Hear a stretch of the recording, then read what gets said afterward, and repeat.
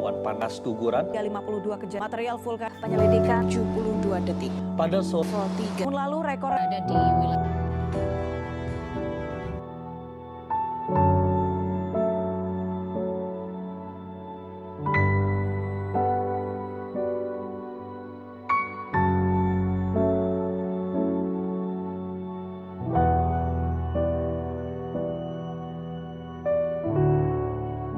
Di dalam keberjalanan hidup kita, setiap manusia pasti pernah mengalami tekanan, kehilangan, ataupun trauma. Namun, di balik keterpurukan ini, ada kekuatan yang membuat seseorang mampu bangkit kembali. Kekuatan untuk bangkit ini yang disebut resiliensi. Apa itu resiliensi? Dalam psikologi positif, resiliensi dapat dipahami sebagai kemampuan individu untuk menyesuaikan diri secara sehat menghadapi situasi tekanan, trauma, atau resiko tinggi. Komponen utama resiliensi yang pertama, paparan terhadap kesulitan signifikan. Individu menghadapi situasi berat seperti trauma, kehilangan, atau tekanan yang ekstrim. Yang kedua, adaptasi positif. Kemampuan untuk tetap berfungsi secara sehat dan produktif meski berada dalam kondisi sulit. 4 faktor pembentuk resiliensi: kognitif, emosional, sosial, spiritual. Namun dari proses penyembuhan tidak berhenti di resiliensi. Dari kemampuan untuk bertahan, seseorang bisa mencapai tahap yang lebih tinggi, yaitu PTG atau Post Traumatic Growth. Menurut Tedeschi dan Calhoun tahun 2018, PTG adalah perubahan positif yang muncul setelah seseorang melewati trauma berat. Jika resiliensi adalah kemampuan untuk tetap berdiri, maka PTG adalah kemampuan untuk tumbuh dan menjadi pribadi yang lebih bermakna setelah badai. Setelah erupsi Merapi, hidup banyak warga berubah. Tempat tinggal, pekerjaan, dan kenyamanan semuanya menghilang dalam seketika. Tapi, yang tak hilang adalah daya juang mereka. Warga kembali mulai membersihkan abu, saling membantu, dan perlahan membangun kehidupan dari awal.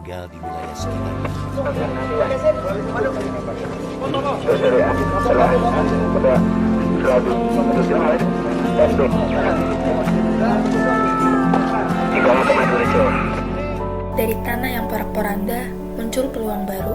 Wisata lavatur tumbuh, membuka lapangan kerja, dan menghidupkan ekonomi yang sempat berhenti. Inilah bentuk resiliensi, kemampuan untuk bangkit setelah terpuruk. Banyak warga justru menemukan harapan baru, rasa kekeluargaan yang lebih erat, dan semangat untuk terus maju. Selain mampu bertahan, sebagian warga juga mengalami post-traumatic growth atau PTG yang merupakan perubahan positif setelah melalui masa sulit itu. Mereka menjadi lebih terbiasa bekerja sama, lebih peduli dengan keadaan sekitar, dan mulai membangun cara-cara baru untuk menghadapi risiko di masa depan.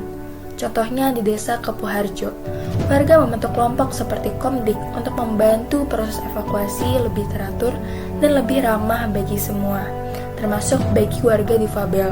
Hal-hal seperti ini menunjukkan bahwa pengalaman berat tidak hanya membawa kehilangan, tetapi juga mendorong munculnya pendekatan baru yang lebih kuat dan lebih siap menghadapi bencana berikutnya. Ketika bencana erupsi melanda, warga sempat terjebak dalam kondisi chaos dan penuh ketidakpastian. Namun, berkat resiliensi, mereka mampu bangkit, meminimalisir kerentanan ekonomi, serta mengurangi ketergantungan pada bantuan luar. Resiliensi membuat masyarakat menemukan strategi baru untuk bertahan hidup, membentuk forum siaga bencana, hingga menggerakkan BUMDes sebagai sarana pemulihan ekonomi. Lebih jauh lagi, pengalaman traumatis itu justru melahirkan post-traumatic growth. Warga Merapi belajar dari luka lalu menjadikannya titik balik menuju perubahan positif. Mereka menemukan rasa syukur yang lebih besar, memperkuat spiritualitas, dan menumbuhkan harapan baru. Post-traumatic growth tampak ketika para penyintas erupsi menjadi lebih siap menghadapi bencana, lebih mandiri, dan bahkan memiliki ambisi untuk mengembangkan potensi desa. Kini kita bisa melihat bagaimana resiliensi dan post-traumatic growth berbuah nyata dalam kehidupan sehari-hari warga Merapi. Jalur bekas erupsi yang dulu penuh abu dan reruntuhan, kini disulap menjadi lavatur Merapi yang mendatangkan wisatawan dari berbagai daerah. Rumah yang rusak dijadikan museum sisa hartaku, bukan sekedar mengenang tragedi, tetapi juga sebagai sumber edukasi dan ekonomi. Inilah bukti bahwa bencana bukanlah akhir, melainkan awal dari perjalanan baru. Warga Merapi menunjukkan kepada kita bahwa dengan resiliensi dan post-traumatic growth, luka bisa berubah menjadi kekuatan dan tragedi bisa menjadi peluang. Mereka tidak hanya bertahan hidup, tetapi juga tumbuh menjadi komunitas yang lebih tangguh, berdaya, dan juga bermakna. Penerapan resiliensi dan post-traumatic growth dapat dilakukan melalui hal-hal sederhana. Seperti halnya pada resiliensi, terdapat 3 prinsip utama, yaitu risk focus strategies, asset focus strategies, dan proses focus strategies. Ketiga prinsip tersebut dapat diterapkan pada kehidupan sehari-hari, seperti belajar meregulasi emosi, menjaga dukungan keluarga tetap hangat dan menghindari lingkungan yang toksik, atau dengan mengembangkan kebiasaan baru seperti journaling dan aktif di komunitas juga merupakan penerapan resiliensi pada kehidupan sehari-hari. Sementara itu, penerapan post-traumatic growth dapat dilihat dari 5 dimensi menurut TDC dan Calhoun. Pertama, relation to others yang diperkuat dengan lebih terbuka pada orang terdekat, personal strength yang tumbuh lewat refleksi dan menyadari kemampuan diri, new possibilities yang muncul ketika seseorang mencoba hal baru, spiritual atau existential change melalui praktik ibadah, dan appreciation of life dengan menyadari momen-momen sederhana dalam kehidupan. Strategi dan dimensi tersebut juga nampak pada warga terdampak erupsi Merapi 2010. Mereka membangun kembali kehidupan bersama melalui gotong royong mendirikan rumah dan fasilitas umum. Mereka juga saling bantu mengisi kebutuhan sehari-hari dan menciptakan lingkungan yang aman.